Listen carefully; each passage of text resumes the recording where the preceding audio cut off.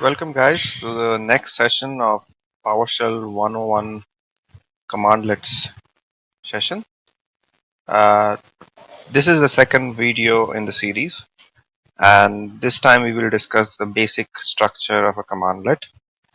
To learn any cmdlet, or to learn PowerShell, you have to learn the cmdlets, and to learn these cmdlets you have to understand the basic structure. So in this demonstration we will look how a cmdlet is structured. Okay. There are a couple of topics which we will cover, which is first is noun and verb structure of a cmdlet, what is all about noun and verb. Then we will discuss tab completion, a feature which is there since a long time. Parameters is the last topic, which is a very important factor of all cmdlets in PowerShell. Okay, so get started with. So I've just opened up a PowerShell session from my laptop. And to learn the first one in our agenda is noun and verb. So every PowerShell command has a unique naming convention. This comprises of two words. So if you see a PowerShell command, let's take a very simple command called get help. So I actually type two words and I have separated that using an hyphen. So hyphenated word get help. So if you carefully observe the first part, which is the left hand side of the hyphen, you will see the get part, which is actually a verb, and the part on the right hand side, which is your noun. The reason to do this is when PowerShell was getting developed, Microsoft wanted to make it easier to remember all these cmdlets.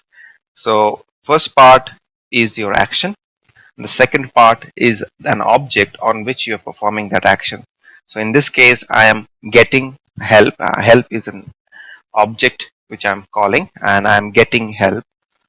So that becomes a full cmdlet. Similarly, other examples would be get service. So if you are from Windows background, you know that Windows runs services in the background. Not just Windows, any operating system will have set of services which are running in the background.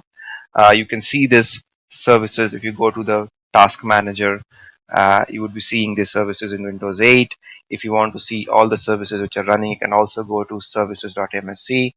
But to get all the services in PowerShell, you have to run get services, get service, and if you run this command, and it will give you all the output. So to observe carefully, the first part it says get and then service. So I know how easy it is to remember to retrieve information in PowerShell, because I know the verb which allows me to retrieve information is get, and after that all I need to know is probably the object which I want to perform. So similarly, if I want to get something like a process, I may not know what is the command to get or cmdlet to get the process, but I know that it should be something to do with process. So I will do a get and dash process.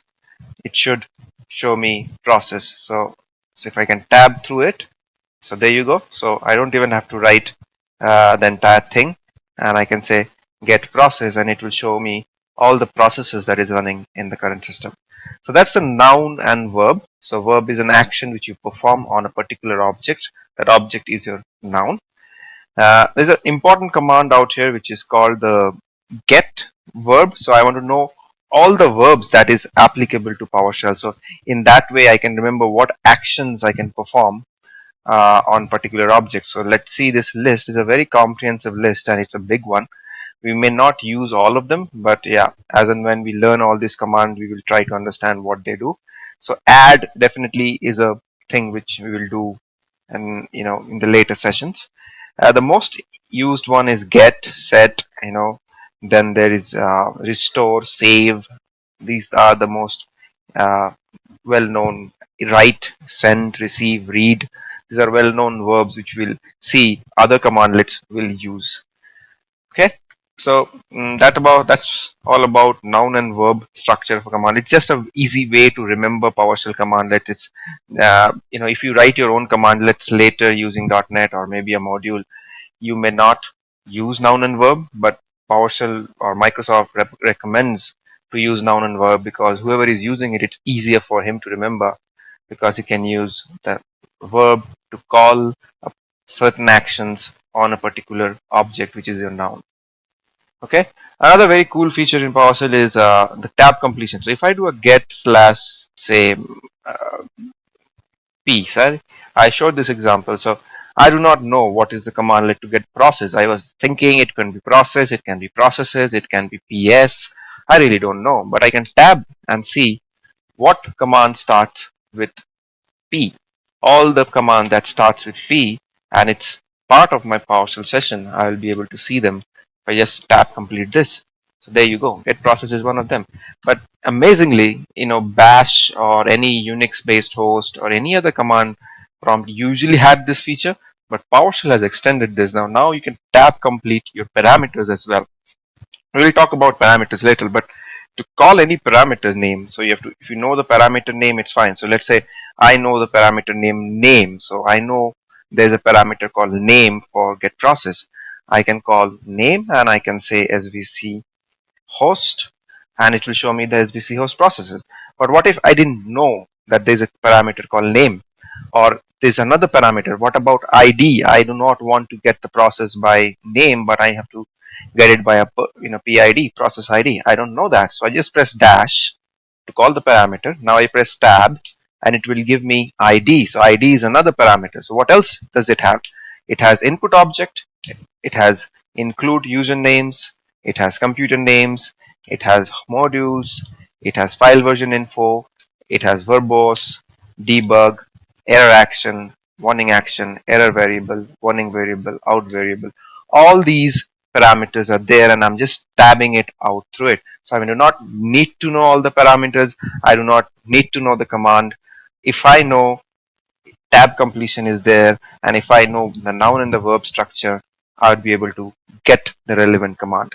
Okay, that's one way of getting commandlet. So tab completion is a very powerful tool and I use it every time because I cannot remember the parameters. It's impossible to remember all the parameters. I have to dig it up. So I'll come to other commands which will help you to dig up a new command. That would be a next video. Okay. So moving on. So let's talk about parameters because parameters are they are the means to pass information to a particular commandlet. Sometimes it's mandatory to pass some information to a particular commandlet so that it returns you an output or performs certain action on the input which you have provided. Based on that input, it will perform that action.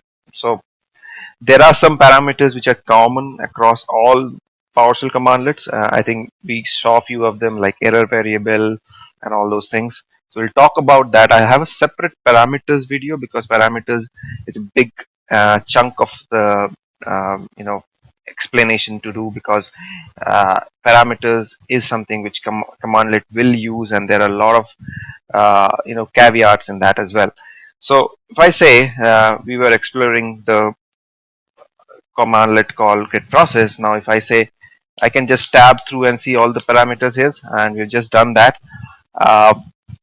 So let's say name parameter will expect some string to be passed to it. So name of the process. So it expects a string which is there. So if I say svc host, it gives me svc host.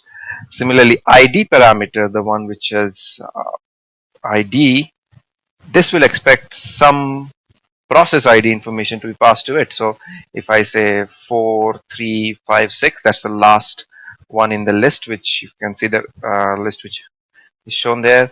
I'll get svc host. So this way it is receiving parameters and based on the parameters it's giving you return, right? Get command always gives you return. It will not change anything on the system, right?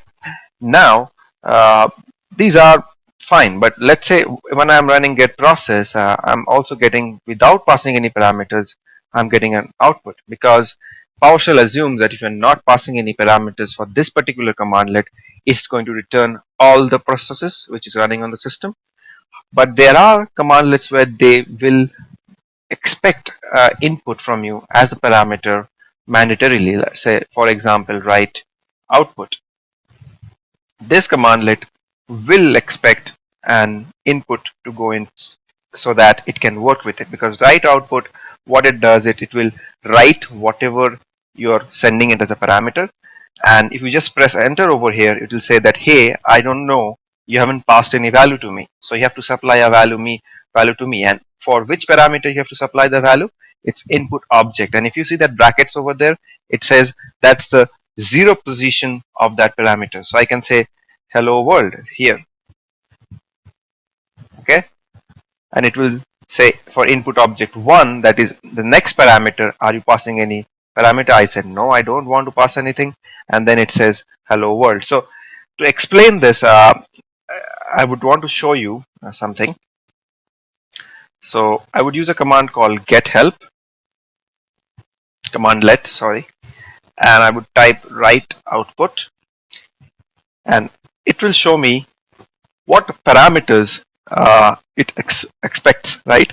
So if you see this line which says write output, input object is one of the parameters, and it's expecting a PS object as a parameter. No immediate, it's a switch parameter, and there are common parameters which I was talking about before. So we will see all these explanation in the parameters video, but for now just remember that to get any parameters for a particular command, for let's say write output, I would say I can either call it by name, say input object, or and then pass in the value hello world. Or what I can do is I can, because it's positional, so all the parameters in PowerShell is positional, I can say write output just hello world, and it knows because the position of this parameter is position 0. So whatever first input you give to that particular commandlet, it will use it as an input object. So that's what parameters are all about. So we will look into parameters in the next video more in detail. For now, we just wanted to have a basic understanding how to interact with a particular commandlet in PowerShell. So we learned how the noun and verb structure is, how tab completion works, and what are parameters, a little bit of beginning instructions and parameters. Now we will go into the next video where we will see how to use these parameters, how to explore these parameters, and what are the kind of parameters which we will use, and the common parameters which is wide across all the commandlets. Okay, so we will see you in the next video. Thank you guys for joining me. See you. Bye bye.